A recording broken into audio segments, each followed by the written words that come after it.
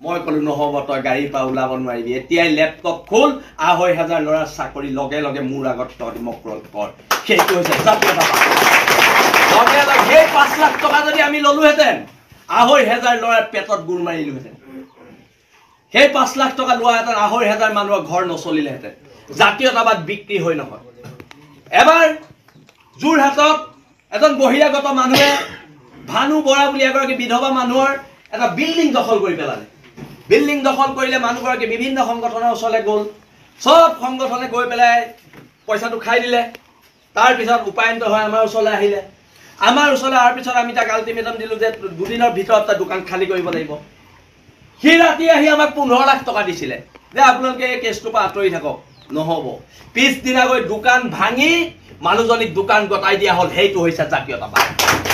জাতীয়তাবাদ এনেকৈ চলিব জাতীয়তাবাদ কোৰ্টৰ মুখত ধৰ্ণা দি জাতীয়তাবাদ নচলে যেতিয়ালৈকে সমস্যা সমাধান নহ'ব তেতিয়ালৈকে জাতীয়তাবাদ চলিব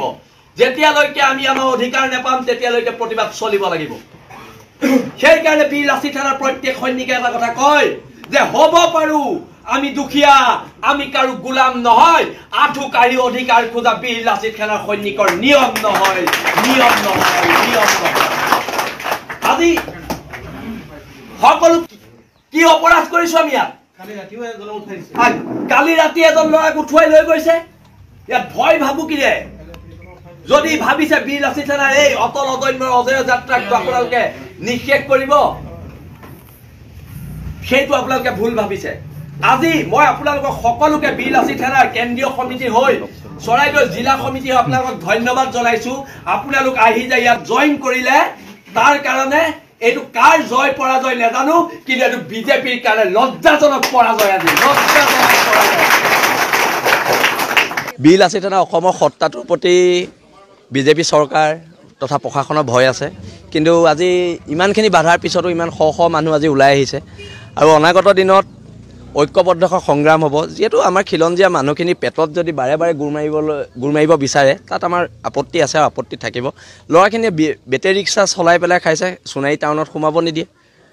আপোনালোকে টাউনৰ যদি আন্তঃগাঁথনি উন্নয়ন কৰিব নোৱাৰে টাউনৰ আন্তঃগাঁথনিটো উন্নয়ন কৰিব পৰা নাই আৰু আমাৰ খিলঞ্জীয়া ল'ৰাখিনি পেটত গুৰ মাৰিবলৈ চেষ্টা কৰিছে তাত আপত্তি আছে আৰু অতি শীঘ্ৰে তীব্ৰ প্ৰতিবাদী কাৰ্যসূচী হ'ব চৰাইদেউ উপায়ুক্তৰ বিৰুদ্ধে তীব্ৰ প্ৰতিবাদী কাৰ্যসূচী ইয়াত হিটলাৰী শাসন ব্যৱস্থাৰে প্ৰশাসন ব্যৱস্থা চলালে আমাৰ তাত আপত্তি আছে আৰু অতি শীঘ্ৰে খুব সোনকালে তীব্ৰ প্ৰতিবাদী কাৰ্যসূচী হ'ব আৰু তাৰ বাবে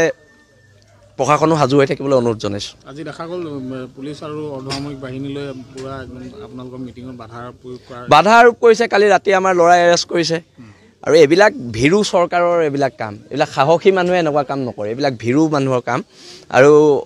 বীৰ লাচিত থানা অটল অদম্য অজয় স্থিতিত আছে আৰু যিকোনো বাধা ওপৰাই গণতান্ত্ৰিকভাৱে আমি আমাৰ অধিকাৰ কাঢ়ি অনাৰ এখন সংগ্ৰামত অৱতীৰ্ণ হ'ম কা সন্দৰ্ভত স্থিতি কি আছে কা সন্দৰ্ভত আমাৰ একদম পূৰ্ব স্থিতি আছে আমি কা নেমানো আজি যদি অমিত শ্বাহে জোৰ জবছ আমাক কা জাপি দিবলৈ বিচাৰে তাৰ বিৰুদ্ধে প্ৰতিবাদ হ'ব তীব্ৰ প্ৰতিবাদ হ'ব পুনৰ বীৰ লাচিত থানাৰ হাজাৰ হাজাৰ সৈনিক জেললৈ যাব কিন্তু প্ৰতিবাদ হ'ব যদি ভাবিছে প্ৰত্যেকটো কথাই দমনমূলক নীতিৰে কৰিম সেইটো ভুল ভাবিছে আৰু প্ৰতিবাদী আমাৰ যিটো সত্তা আছে এই সত্তাটোৰ লগত বিজেপিৰ তুলনা নহয় তাৰমানে আমাৰ যিটো প্ৰতিবাদী সত্তা এই সত্তাটোৰ লগত বিজেপিৰ তুলনা নহয় কাৰণ বিজেপিয়ে বৰ্তমান সময়ত যিবিলাক কাম কৰি আছে এইবিলাক ভীৰু মানুহে কৰে ভয়াতুৰ কাপুৰুষ মানুহে এইবিলাক কাম আগন্তুক লোকসভাৰ নিৰ্বাচন আহি আছে লোকসভাতো আমি বিজেপিৰ বিৰুদ্ধে অৱস্থান ল'মেই আৰু বিজেপিক হৰুৱাবলৈ চেষ্টা কৰিম 2021তো শিৱসাগৰত বিজেপিৰ বিৰুদ্ধে অৱতীৰ্ণ হৈছিলোঁ আৰু আমি তাত জিকিছোঁ